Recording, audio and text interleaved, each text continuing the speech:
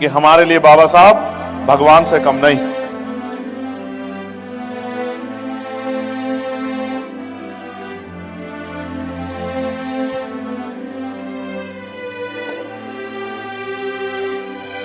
मैं बहुत ताकतवर आदमी।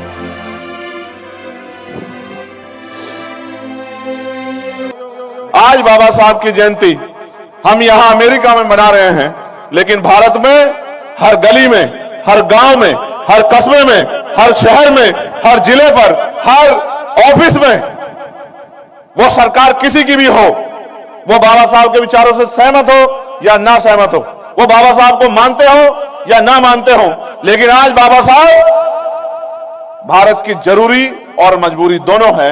आज सबको बाबा साहब अम्बेडकर के सम्मान में खड़ा होना पड़ता है, और अगर राजनीति भी करनी है तो बाबा साहब की फोटो को अपने घरों में और अपने बैनरों पे लगा के उनके आगे नतमस्तक होना पड़ा है। ये है डॉक्टर बाबा साहब अम्बेडकर, जो भारत के खून में बहते हैं, जो भारत की सांसों में बहते हैं, जो भारत की हिस्ट्री में अजर और अमर है। जब तक देश रहेगा तब तक बाबा साहब अम्बेडकर रहेंगे। बाबा साहब अम्बेडकर को मिटाने वाला ना कोई कल था और ना आने वाले कल में होगा। जब बाबा साहब ने उनसे पूछा तो उन्होंने कहा कि डॉक्टर अम्बेडकर, मैं एक जर्नलिस्ट हूं और यहां के इंडिया के बड़े बड़े लीडर से बात करने के लिए सुबह से प्रयास कर रहा हूं। कोई भी नेता समय नहीं दे पा रहा है, कोई आराम कर रहा है तो कोई परिवार के साथ बिजी है, तो मुझे लगा कि आपसे बात की जाए। लेकिन रात के 1:30 बजे 2 बजे आप क्यों जाग रहे हो? तो बाबा साहब ने एक ही लाइन में जवाब दिया कि उनका समाज जाग रहा है इसलिए वो लोग सो रहे हैं, और मेरा समाज सो रहा है इसलिए मैं जाग रहा हूं। आप सभी को विश्व रत्न महामानव डॉक्टर बाबा साहब अम्बेडकर की 134वीं जयंती की आपको हार्दिक बधाई पेश करता हूं और मुबारकबाद देता हूं। हमारे लिए ये सिर्फ दिन नहीं, हमारे लिए दुनिया है, क्योंकि अगर बाबा साहब अम्बेडकर ना होते तो शायद हम लोग आज ये मान सम्मान का जीवन प्राप्त नहीं कर पाते। कोई अपने माता पिता को भूल सकता है, हालांकि भूलना तो नहीं चाहिए। कोई अपने गांव को भूल सकता है, अपने जिले को, प्रदेश को भूल सकता है, लेकिन हम में से एक भी यहां ऐसा नहीं है जो डॉक्टर बाबा साहब अम्बेडकर को भूल जाए, क्योंकि हमने ये महसूस किया है कि बाबा साहब अम्बेडकर ने किस तरह का जीवन जीकर हमारे लिए जो मुश्किलों के रास्ते थे उनको आसान बनाए। प्यारे साथियों, डॉक्टर बाबा साहब अम्बेडकर आजाद भारत के पिता भी हैं, फादर ऑफ नेशन भी हैं, क्योंकि जब देश आजाद हुआ था तो अंग्रेजों की यह शर्त थी कि अगर हम भारत को आजाद कर भी दें तो भारत गवर्निंग कैसे होगा, भारत की व्यवस्था क्या होगी, क्या भारत को के लोगों को वो सब हक अधिकार और अवसर प्राप्त हो पाएंगे जिसके लिए जिनका वो अधिकार रखते हैं।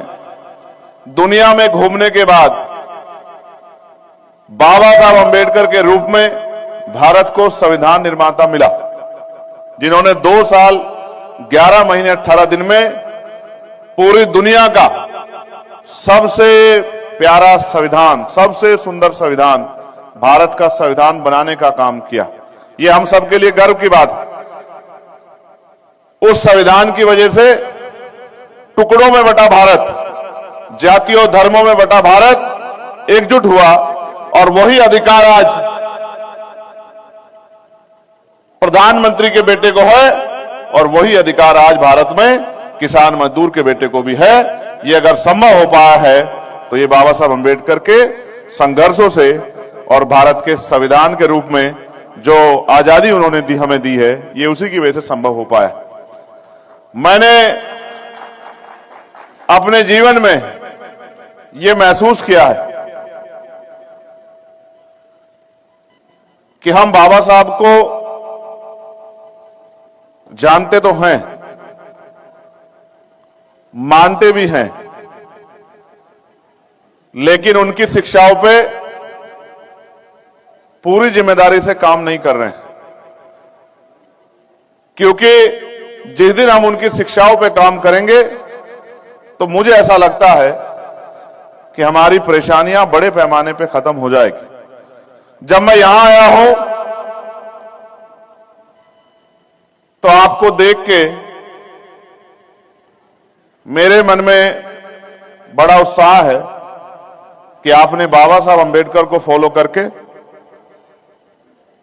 यहां स्वाभिमान सम्मान का जीवन प्राप्त किया। बाबा साहब कहते थे कि गांव जातिवाद का अड्डा है, गांव से निकलो और शहर की तरफ चलो, शहरों से निकलो और राजधानियों की तरफ चलो। आपने तो उनकी बात को और आगे बढ़ाया और आप कामयाबी के लिए गांव से शहर, शहर से प्रदेश, प्रदेश से देश और देश से यहां विदेश तक भी पहुंच चुके हो। और जब मैं यहां पिछले 3-4 दिन से ट्रैवल कर रहा हूं तो आपकी सामाजिक आर्थिक स्थिति को देखकर यह महसूस होता है कि बाबा साहब के सपनों पे असल काम कहीं हो रहा है तो वो यहीं हो रहा है। प्यारे साथियों, बाबा साहब अंबेडकर ने जो अपने बचपन में झेला है, जो परेशानियों का सामना किया है, मैं आज यहां अरदास भी करना कि किसी और को वो दिन या वो परेशानी अपने जीवन में ना झेलने को मिले। जो बचपन जिसमें ज्ञान की कमी होती है और मां बाप पहले गुरु के रूप में और विद्यालय में गुरु आपके जीवन को संवारने का काम करता है, वहां बाबा साहब अंबेडकर ने अपने शिक्षा के समय इस तरह का अपमान और गैर बराबरी का सामना किया है कि आज हम किसी भी कीमत पे इस तरह के अपमान को स्वीकार करने के लिए तैयार नहीं। हालांकि यह भी सच है कि जिस देश से मैं आया हूं वो देश तो बड़ा सुंदर है, लेकिन आज भी वहां ऐसी घटनाएं होती हैं जिनको सुनकर मन कांप जाता है। अभी कुछ दिन पहले राजस्थान के एक गांव में सिर्फ मटकी छूने पर एक बच्चे को पीट पीट के मार दिया गया। जब उस बच्चे की वीडियो मैंने देखी तो मेरे मन में बड़ा क्रोध पैदा हुआ और मुझे बाबा साहब याद आए कि जो बाबा साहब उस समय सह रहे थे, उस मानसिक सामंतवाद से अभी भी देश आजाद नहीं हुआ। हालांकि बाबा साहब ने हार नहीं मानी। जिनको स्कूल के बाहर बिठाया गया, उन्होंने तो करोड़ों करोड़ों लोगों के स्कूल के रास्ते खोल दिए कि वो करोड़ों लोग पढ़ें और पढ़ लिख के अपनी जिंदगी का फैसला खुद करें। ये कहा जाता है कि जब तक हम लोग पढ़ लिख नहीं पाएंगे तब तक हमारे जीवन में बहुत बड़ा बदलाव नहीं होगा। और जब ये कहा गया है तो हमें इसे अपने जीवन में महसूस करना चाहिए कि अगर हम ने पढ़ लिख कर प्रयास नहीं किया होता तो क्या यहां आकर डॉक्टर, इंजीनियर, वकील, जज बनने के अवसर हमें मिलते, या भारत में भी क्या ये अवसर हमें मिलते। इस दर्द के साथ मैं इस बात को आगे बढ़ाऊंगा कि बाबा साहब अंबेडकर ने हमारे लिए अपने 4-4 बच्चों का बलिदान दिया। आप महसूस करके देखिए, हमारी माताएं, हमारी बहनें, हमारी बच्चियां यहां हैं। आज हमारे बच्चे को एक खरोच लग जाती है तो हम चैन से नहीं बैठ पाते। हम अगर दफ्तर में होते हैं और बच्चे के बीमार होने की खबर आ जाए तो हमारा मन, हमारा दिमाग मजबूरी में तो वहां होता है, लेकिन असल हमारे मन में यही बात चल रही होती है कि हमारे बच्चे का हाल कैसा होगा। लेकिन याद कीजिए बाबा साहब अंबेडकर को कि उन्होंने अपने 4 बच्चों का बलिदान कर दिया। मैं इस बात से भी खुश हूं कि इस स्टेज से बाबा साहब की जर्नी पर बड़ी चर्चा हुई, चाहे वो गोलमेज कॉन्फ्रेंस हो या बाबा साहब द्वारा लिखी गई बहुत सारी किताबें जो हमारे लिए आज भी हमारे परेशानी के समय में हमारी समस्याओं का हल करती।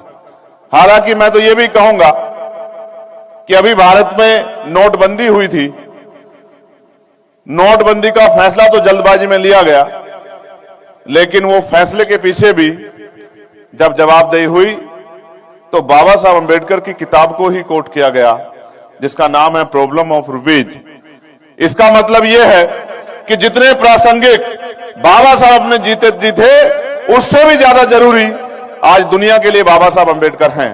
और इसका उदाहरण यह है कि यही जहां वो पढ़े हैं कोलंबिया यूनिवर्सिटी में, जहां उनकी स्टैचू लगी है और जिस पर लिखा गया है सिंबल ऑफ नॉलेज, उस कोलंबिया में, उस न्यूयॉर्क शहर में कल का दिन 14 अप्रैल को बाबा साहब अंबेडकर डे के रूप में वहां के मेयर ने मनाने की घोषणा की है। मैं इसके लिए आप सभी को मुबारकबाद देता हूं। मैंने यहीं बैठे उस पूरी घटना को एक्स के माध्यम से अपने भारत के साथियों को बताने का काम किया है। और कल जब हमने इस पर चर्चा की थी तो भारतीय मीडिया ने भी इस घटना को, इस पूरे आयोजन को अपनी सुर्खियों में जगह दी है। भारत में भले ही बाबा साहब अंबेडकर की स्टैचू को नुकसान पहुंचाया जाए, लेकिन दुनिया में आज बाबा साहब अंबेडकर का अगर सम्मान हो रहा है, इसके लिए आप भी बराबर के हकदार हैं, जिन्होंने बाबा साहब की लेगेसी को जिंदा रखने का काम किया है। आप चाहे देश के किसी भी कोने में हो या दुनिया के किसी भी कोने में हो, आपने ये बताने का काम किया है कि हमारे लिए बाबा साहब भगवान से कम नहीं। आप याद करेंगे तो एक विदेशी पत्रकार जब भारत के दौरे पर गया और भारत के बड़े बड़े नेताओं से मिलने के लिए उनके घरों पर पहुंचा, वो जिस नेता के घर जाता वो नेता आराम करते हुए या अपने घर परिवार के साथ समय बिताते पता लगते। चाहे वो गांधी जी के पास गए हों या नेहरू जी के पास या पटेल जी के पास, पूरे दिन थकते हारते पत्रकार साथी रात को बाबा साहब अंबेडकर के यहां पहुंचे। बाबा साहब अंबेडकर अपने रूम में कुछ किताबों की स्टडी कर रहे थे। पत्रकार साथी को उन्होंने देखा नहीं।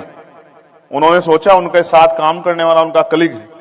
उन्होंने उससे पत्रकार से पानी मांगा, पत्रकार जवाब नहीं दे पाया तो बाबा साहब ने सर उठाकर देखा तो एक अननोन व्यक्ति खड़ा था।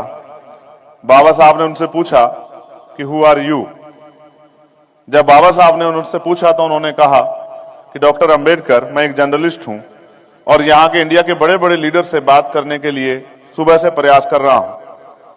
कोई भी नेता समय नहीं दे पा रहा है, कोई आराम कर रहा है तो कोई परिवार के साथ बिजी है, तो मुझे लगा कि आपसे बात की जाए, लेकिन रात के 1:30 बजे 2 बजे आप क्यों जाग रहे हो।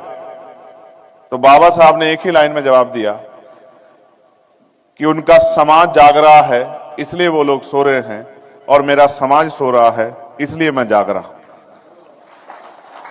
अब धीरे धीरे उनका समाज जागने लगा है। जिस दिन ये संपूर्ण रूप से जाग जाएगा, मैं आपको विश्वास दिला के कहता हूं कि उस दिन असल में बाबा साहब अंबेडकर का युग आएगा। प्यारे साथियों, बाबा साहब कोई ऐसी फील्ड नहीं है जिसके मास्टर बाबा साहब ना। वो अर्थशास्त्री भी थे। भारत के आरबीआई की स्थापना में उनका योगदान है। वो जर्नलिस्ट भी थे, पत्रकार भी थे। बहुत सारे पेपर उन्होंने, बहुत सारी पत्रिका उन्होंने निकाली। कोई सोच नहीं सकता है कि जब वो पढ़ते थे जिस डिग्री को करने में 3 साल का समय लगता था, बाबा साहब के संकल्प की वजह से वो 1-1.5 साल में उस डिग्री के कार्य को पूरा कर लेते थे। ये बात सभी को प्रेरित करती थी। बाबा साहब लेखक भी थे। उनके द्वारा लिखी गई किताबें आज भी भारतीय गवर्नमेंट छापने का काम करती है। वो विधि के ज्ञाता भी थे। कानून में भी उनके बराबर का वकील नहीं था, उनका तोड़ नहीं था। बाबा साहब महिलाओं के मुक्तिदाता भी थे। हमारी बहनों को शायद पता हो या ना पता हो, जहां तक मैं जानता हूं कि उनको पता होना चाहिए कि इस भारत में अगर महिलाएं डॉक्टर, इंजीनियर, आईएएस, आईपीएस, वकील, जज अगर बन पाई हैं, आज देश का नेतृत्व कर पाई हैं, गांव की सरपंच से लेके MLA, MP, minister, chief minister, राज्यपाल, गवर्नर, अगर प्राइम मिनिस्टर, राष्ट्रपति बन पाई हैं, तो ये बाबा साहब अम्बेडकर के अथक प्रयासों से संभव हो पाया है। अगर महिलाओं को मैटरनिटी लीव मिलती है, इसके लिए भी बाबा साहब अम्बेडकर का योगदान है। अगर वहां का लेबर 8 घंटे काम करती है, इसके लिए भी बाबा साहब अम्बेडकर का योगदान है। और तो और मैं तो ये कहूंगा कि हम जैसे गूंगों को अगर जबान मिली है कि हम यहां खड़े होके या देश की पार्लियामेंट में खड़े होके अपने हक अधिकार के लिए लड़ने का काम करते हैं, बोलने का काम करते हैं, तो ये अवसर दिया है हमें डॉक्टर बाबा साहब अम्बेडकर ने। प्यारे साथियों, एक घटना जो मेरे जीवन में मुझे बड़ा प्रेरित करती है, और ये भाषण बाबा साहब अम्बेडकर का 18 मार्च 1956 का है, जो आगरा में उन्होंने दिया था। हम मान्यवर काशीराम साहब से कैडर में इस बात को सुना करते थे कि जब 18 मार्च 1956 को बाबा साहब आगरा में थे और आगरा में उन्होंने जब स्पीच दी, तो उन्होंने ये कहा कि मुझे मेरे पढ़े लिखे लोगों ने धोखा दिया है। मैं बड़ी मुश्किल से इस कारवां को यहां तक लेके आ पाया हूं। अगर आप इसको आगे नहीं बढ़ा सकते, तो मेरे बच्चों, मेरा यह संदेश है कि इसको पीछे मत जाने देना।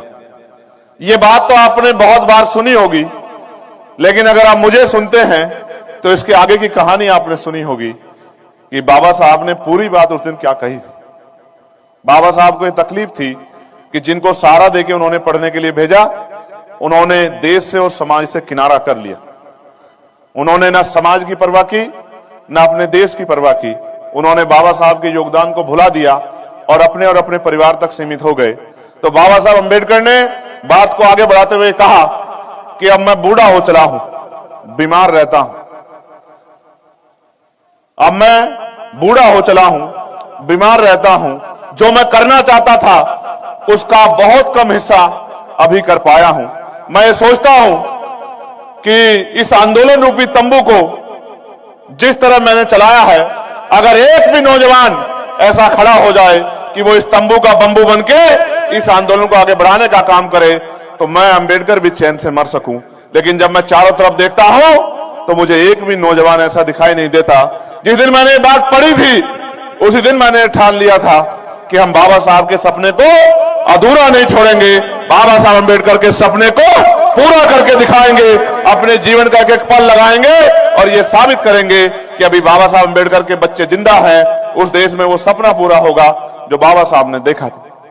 प्यारे साथियों, आज बाबा साहब की जयंती हम यहां अमेरिका में मना रहे हैं, लेकिन भारत में हर गली में, हर गांव में, हर कस्बे में, हर शहर में, हर जिले पर, हर ऑफिस में, वो सरकार किसी की भी हो, वो बाबा साहब के विचारों से सहमत हो या ना सहमत हो, वो बाबा साहब को मानते हो या ना मानते हो, लेकिन आज बाबा साहब भारत की जरूरी और मजबूरी दोनों है। आज सबको बाबा साहब अम्बेडकर के सम्मान में खड़ा होना पड़ता है। और अगर राजनीति भी करनी है, तो बाबा साहब की फोटो को अपने घरों में और अपने बैनरों पे लगा के उनके आगे नतमस्तक होना पड़ा है। ये है डॉक्टर बाबा साहब अम्बेडकर, जो भारत के खून में बहते हैं, जो भारत की सांसों में बहते हैं, जो भारत की हिस्ट्री में अजर और अमर है। जब तक देश रहेगा, तब तक बाबा साहब अम्बेडकर रहेंगे। बाबा साहब अम्बेडकर को मिटाने वाला ना कोई कल था और ना आने वाले कल में होगा, क्योंकि जैसे जैसे हमारी नई जनरेशन बाबा साहब को समझ रही है वो उनके रास्ते पे चल रही। आज देश में तेलंगाना एक ऐसा स्टेट है जिसने सबसे बड़ी स्टैचू बाबा साहब की लगाई। उसके बाद आंध्रा के लोगों ने, आंध्रा की सरकार ने उससे भी बड़ी स्टैचू, जैसे यहां आपके यहां की स्टैचू यहां है लिबर्टी, स्टैचू ऑफ लिबर्टी, वैसे ही डॉक्टर बाबा साहब अम्बेडकर की बड़ी बड़ी आत्मकद स्टैचू बड़े बड़े प्रदेशों में लग रही, क्योंकि वो किसी जात का हो, वो किसी धर्म का हो, वो किसी पार्टी का हो, लेकिन बाबा साहब अम्बेडकर ना जाति, ना धर्म, ना पार्टी, इन सब के बैरियर से ऊपर है। उनका कद फादर ऑफ नेशन, उनका कद विश्वास, उनका कद संघर्ष, उनका कद समानता, स्वतंत्रता, बंधुत्व, उनका इतना बड़ा कद है कि उनके बाद उनके बिना आज आजाद भारत में राजनीति की कल्पना नहीं हो सकती। क्योंकि हम तो बाबा साहब अम्बेडकर को इस रूप में मानते हैं कि वो हमारे लिए भगवान।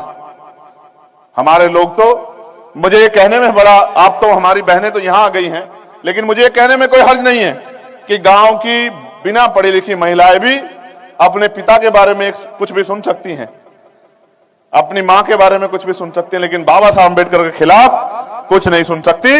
अगर किसी गांव में बाबा साहब अम्बेडकर की स्टैचू लगी हो और उसकी तरफ कोई आंख उठा देता है तो हमारी बहनें जो कभी घर से बाहर नहीं निकलती, वो बाबा साहब के सम्मान में आंदोलन करने का काम करती है, बाबा साहब के सम्मान में संघर्ष करने का काम करती है। इसलिए मैं बार बार कह रहा हूं कि बाबा साहब अम्बेडकर हमारे खून में बहते हैं। प्यारे साथियों, जो लोग मुझे सिर्फ राजनीतिक तौर पर जानते हैं, मैं उनको अपने बारे में भी कुछ बताना चाहता हूं। हालांकि मैं तो इस मिशन का छोटा सा सिपाही हूं। मैंने तो जिनको गुरु माना, मान्यवर साहब काशीराम, मैं ये भी कह सकता हूं कि अगर मान्यवर साहब काशीराम नहीं होते तो शायद हमारे लोग बाबा साहब अम्बेडकर को भूल जाते। जब हम बाबा साहब अम्बेडकर को भूल रहे थे तो मान्यवर काशीराम साहब ने गली गली जाके लोगों को, मान्यवर काशीराम साहब ने बाबा साहब अम्बेडकर के बारे में बताने का काम किया, बाबा साहब अम्बेडकर के संघर्ष को बताने का काम किया, बाबा साहब अम्बेडकर के योगदान को बताने का काम किया। इसी तरह से ये लेगेसी चली आ रही। पहले फूले साहब ने, फिर साहू जी महाराज ने, फिर बाबा साहब अम्बेडकर ने, और आज जब हम बाबा साहब को नमन कर रहे हैं तो उनकी पत्नी को भी, मां रमा को भी हमें याद करना चाहिए। क्योंकि जिस तरह मां रमा ने बाबा साहब अम्बेडकर का साथ दिया, उसी तरह आज हमारी बहनें माएं भी हम सब लोगों के घरों में हमारा साथ देके हमें ये लड़ने की शक्ति देती है। आप ये महसूस करके देखो, बाबा साहब हमारे लिए यहाँ गोलमेज कॉन्फ्रेंस में लड़ रहे थे, उनके बच्चे की जान चली गई थी, मां रमा ये कह रही थी कि बाबा साहब अम्बेडकर आपका बच्चा मरा हुआ पड़ा है, और बाबा साहब अम्बेडकर क्या कह रहे थे कि रमा मैं अगर एक राजरत्न की परवाह करूंगा तो मेरे करोड़ों बच्चों का क्या होगा, जो ये उम्मीद लगा के बैठे हैं कि डॉक्टर अम्बेडकर हमारे तरक्की के रास्ते खोलेंगे, हमें इज्जत सम्मान की जिंदगी दिलाएंगे। इसलिए मेरी नजरों में बाबा साहब अम्बेडकर जैसा कोई दूसरा नहीं हो सकता है। प्यारे साथियों, मेरा जन्म एक गांव में हुआ है जिसका नाम है छुटमलपुर। आजकल वो कस्बा हो गया क्योंकि दुनिया बदल रही है, आबादी बढ़ रही है। हमारी सरकार तो कहती है कि देश विकास की तरफ है, लेकिन वो विकास कहां है, मुझे भी ढूंढते ढूंढते बहुत दिन हो गए हैं, वो विकास मुझे नहीं मिल रहा है। जिस दिन वो विकास मुझे मिलेगा उस दिन मैं उससे भी सवाल करूंगा, क्योंकि मुझे ये सवाल करने का अधिकार भारत के संविधान ने दिया है। मेरे पिताजी, मेरी बायोग्राफी के बारे में मैं अंबेडकर टाइम का भी धन्यवाद दूंगा, उन्होंने यहां मेरी बायोग्राफी को छापा है। मेरे पिताजी एक शिक्षक थे जिन्होंने मुझे संस्कार दिए हैं और मेरे बचपन के समय से महापुरुषों के बारे में मुझे बताया है, उनके योगदान के बारे में बताया है। मेरी मां, क्योंकि हम बहुत मजबूत परिवार से नहीं थे, तो मेरी मां ने भी मुझे और मेरे भाइयों को, परिवार को आगे बढ़ाने के लिए बहुत संघर्ष किया है। मुझे यहां कहने में कोई परहेज नहीं है कि मेरी मां ने घास काट काट के हमें पाला, दूध बेच बेच के हमारी जरूरतों को पूरा किया। आज वो मुझसे बहुत दूर है, लेकिन उसका आशीर्वाद हमेशा मेरे साथ है। वो वहां इंडिया में है, और मैं कोशिश करूंगा यहाँ के प्रोग्राम के बाद आज उनको फोन करके उनका आशीर्वाद ले लूं, क्योंकि काम के चक्कर में बहुत कम समय मिलता है कि उनसे बात नहीं हो पाती। शुरुआत में कास्ट डिस्क्रिमिनेशन झेलने के बाद मैंने लॉ की पढ़ाई की है।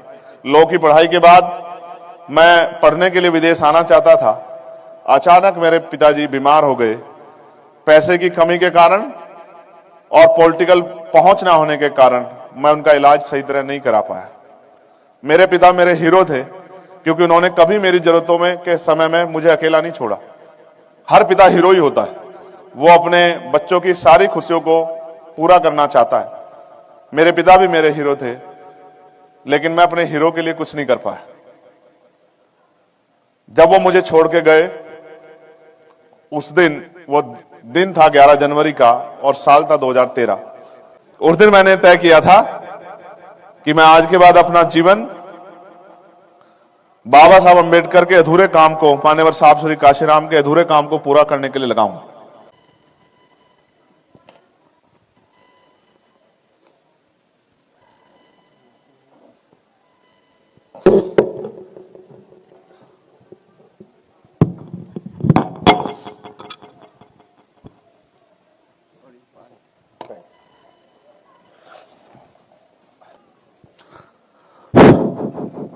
मैं बहुत ताकतवर आदमी,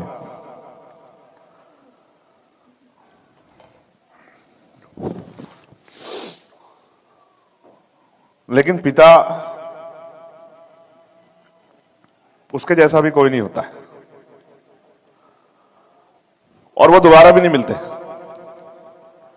इसलिए थोड़ा सा भावुक हो गया। जिसने जीवन दिया उसे कुछ नहीं दे पाया। खैर, उनकी इच्छा थी, और जब वो बीमारी के दौरान थे उन्होंने मुझसे कहा था, वो मुझे विदेश तो भेजना चाहते थे, लेकिन साथ साथ उन्होंने मुझसे कहा कि आप भी विदेश चले जाओगे, वहां की चमक दमक में खो जाओगे, वहीं सेटल हो जाओगे, लेकिन पता नहीं महापुरुषों के मिशन के लिए कोई कुछ भी क्यों नहीं करता। मुझे लगा कि वो भरे मन से मुझे भेजना तो चाहते हैं, लेकिन वो मुझे एहसास भी करा रहे हैं कि मेरी जिम्मेदारी क्या है। उन्होंने मेरा नाम चंद्रशेखर आजाद ऐसे नहीं रखा, मेरे भाई का नाम भगत सिंह ऐसे नहीं रखा। ये उनकी सोच थी कि उनके नस्लें, उनके बच्चे वो अपने देश के लिए कुछ करें।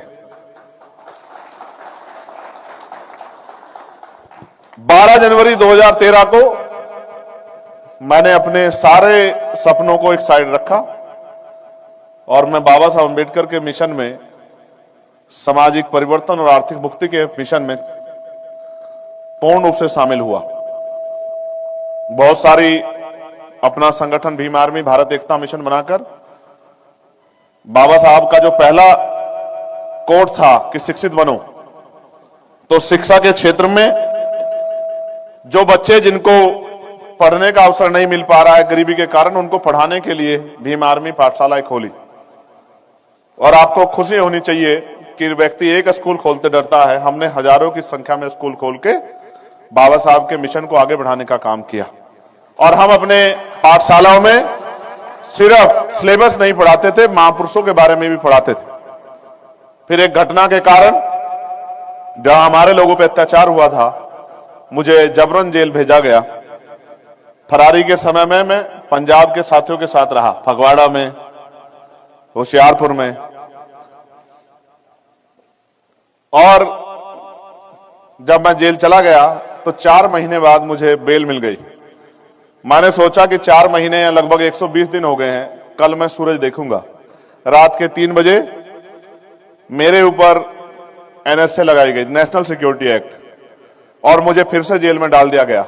मैं लगभग 16 महीने जेल में रहा। मेरी मां से पूछा गया कि आपका एक बच्चा जेल में है तो उनको आपको कैसा लगता है। मैंने उनका इंटरव्यू आने के बाद सुना था। उन्होंने कहा कि मैंने अपने तीनों बच्चों को बाबा साहब अम्बेडकर के मिशन के नाम समर्पित कर दिया है। अगर वो मर भी जाएगा तो मुझे फर्क नहीं पड़ेगा, क्योंकि वो मिशन का काम करते हुए मरेगा। उस बात ने मुझे बल दिया। और जब मैं जेल से निकला फिर महापुरुषों के काम को आगे बढ़ाने लगा। फिर दिल्ली में आपको याद होगा कि तुगलकाबाद वाला गुरु घर टूटा, सबने चिंता जाहिर की कि हमारे महापुरुषों का अपमान नहीं होना चाहिए। वो ऐसी जगह है जहां सदगुरु महाराज लगभग 6 महीने रुके थे। जब सिकंदर लोधी ने उनको गिरफ्तार कर लिया था और फिर बाद में सिकंदर लोधी को उनसे माफी मांगनी पड़ी, तो सिकंदर लोधी ने ये रिक्वेस्ट की थी महाराज जी से कि महाराज जी आपसे मेरा आग्रह कि आप यहां रुकना, कुछ समय इस धरती पर अपने चरण रखना, तो हम लोगों का भाग सुधर जाएगा। तो वो लड़ाई भी लड़ने का काम हुआ। पंजाब का उसमें बहुत सहयोग रहा, हरियाणा का बहुत सहयोग रहा, वैसे तो देश भर में का सहयोग रहा, लेकिन विदेश में बैठे हमारे भाइयों का बड़ा सहयोग रहा। आर्थिक रूप से गाइड करने में आप लोगों ने बहुत बड़ा रोल अदा किया। जब वो आंदोलन हुआ तो हमें अपनी मांग को मनवाने के लिए 96 लोगों को जेल जाना पड़ा। हम लोग लगभग 2.25 महीने जेल में रहे। फिर कोई भी ऐसा दिन नहीं है जिस दिन हमने लड़ाई ना लड़ी। उसके बाद एनआरसी का आंदोलन हुआ, उसमें मैं जेल रहा। कभी किसानों का आंदोलन हुआ, उसमें हम लोग डटे रहे। कभी पहलवानों का आंदोलन हुआ, उसमें हम लोग डटे रहे। जहां भी पूरे भारत में कहीं किसी पर अत्याचार होता है तो हमारे लोग जाके वहां लड़ाई लड़ने का काम करते हैं।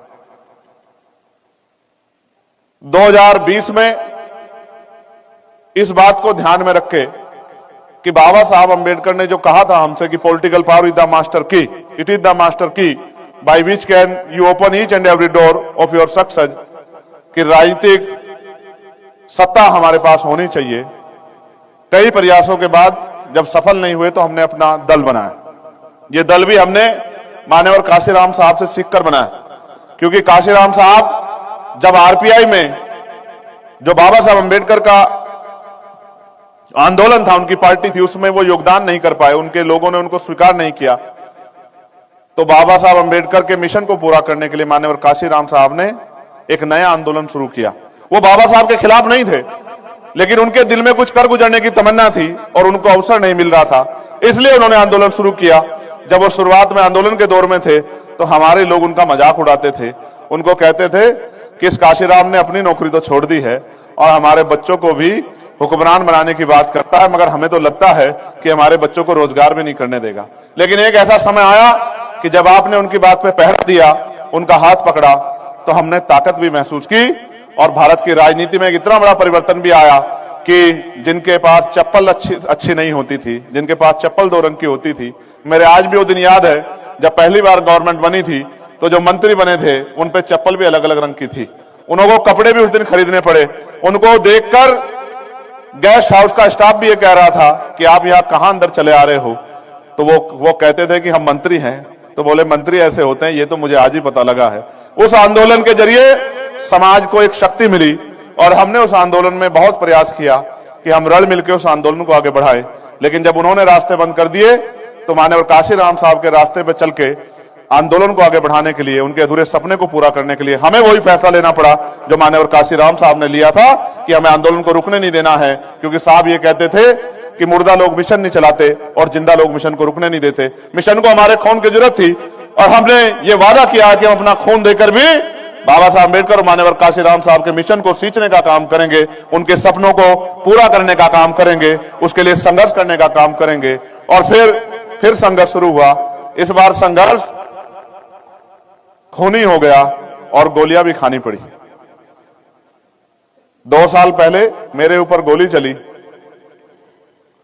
4 गोली चलने के बाद भी मैं आज आपके सामने खड़ा हूं, क्योंकि मैं मानता हूं कि जब तक सदगुरु रविदास जी महाराज का हाथ मेरे सर पर है, जब तक मेरी माँ बहनों का प्यार आशीर्वाद मेरे सर पर है, जब तक आप बड़ों का आशीर्वाद सहयोग हमारे साथ है, इतनी जल्दी हम लोग जाने वाले नहीं हैं। कोई गोली भी हमारा कुछ नहीं बिगाड़ सकती जब तक आपका हाथ हमारे सर पे है। उसके बाद 2024 में हमने लोकसभा का चुनाव लड़ा और मान्यवर काशीराम साहब का जो था 1 वोट और 1 नोट, उसके आधार पर चुनाव लड़ा। मेरी आर्थिक स्थिति ऐसी नहीं है, ना मैं किसी करोड़पति का बेटा हूं, मैं प्राइमरी स्कूल के मास्टर का बेटा हूं। और आज चुनाव में पैसे बड़े खर्च होते हैं, आप जाते होंगे, आपको पता होगा कि सरपंच के चुनाव में लाखों रुपए लगते हैं और ये तो हजारों सरपंच के बराबर है एक एमपी का चुनाव, इसमें तो करोड़ों रुपए खर्च होते हैं। लेकिन मैं धन्यवाद दूंगा कि जिस समाज में मैं बहुजन समाज में जन्मा हूं, उन्होंने एक एक पैसा देकर मुझे चुनाव लड़ाने का काम किया और वोट देकर मुझे जिताने का काम किया। अब मैं उस कर्ज को पार्लियामेंट में उतारने का काम करता हूं। जहां भी देश भर में कहीं कोई समस्या आती है, चाहे डॉक्टर की हो, इंजीनियर की हो, वकील की हो, जज की हो, किसान की हो, महिलाओं की हो, नौजवान की हो, किसी भी समुदाय के हितों की बात हो, चाहे जैन हो, बौद्ध हो, सिख हो, ईसाई हो, चाहे मेरे रविदास समाज के लोग हों, चाहे बुद्धिस्ट समाज के लोग हों, चाहे मुस्लिम भाईचारे के लोग हों, चाहे हमारे बैकवर्ड के लोग हों, चाहे किसान भाइयों की बात हो, हम सारी लड़ाई को लड़ने का काम करते हैं। दोस्तों वीडियो कैसा लगा, उम्मीद करता हूं दोस्तों वीडियो अच्छा लगा होगा। दोस्तों वीडियो हमारे लिए बहुत अच्छा लगा है। दोस्तों चंद्रशेखर आज़ाद भाई जो कह रहे हैं बिल्कुल सही कह रहे हैं। दोस्तों जो कोई भी इंसान पैदा होता है एक समान पैदा होता है, बिना कपड़े के सभी लोग आए, बिना कपड़े के ही जाएंगे। पेट से कोई भी पैदा होके आता है, छोटा या बड़ा नहीं होता है, सब यहाँ धरती पे तय होता है कर्म के अनुसार। अगर कर्म अच्छा करोगे ना तो उसका नाम ब्राह्मण से भी आगे बढ़ जाता है।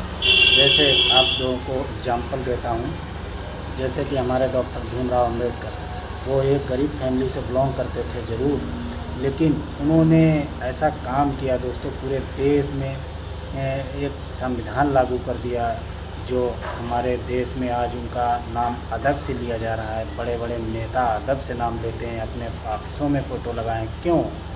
क्योंकि उन्होंने काम ऐसा किया है ना, आज लोग उनकी पूजा करते हैं, ना होने के बावजूद भी उनकी पूजा करते हैं। डॉक्टर भीमराव अंबेडकर जिन्होंने हमारे देश में भ्रमण करके संविधान के अंदर अच्छे अच्छे एक्ट दाखिल किए हैं हमारे बाबा साहब ने।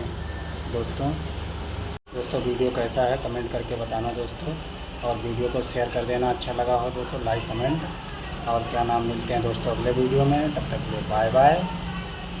जय भीम, जय संविधान।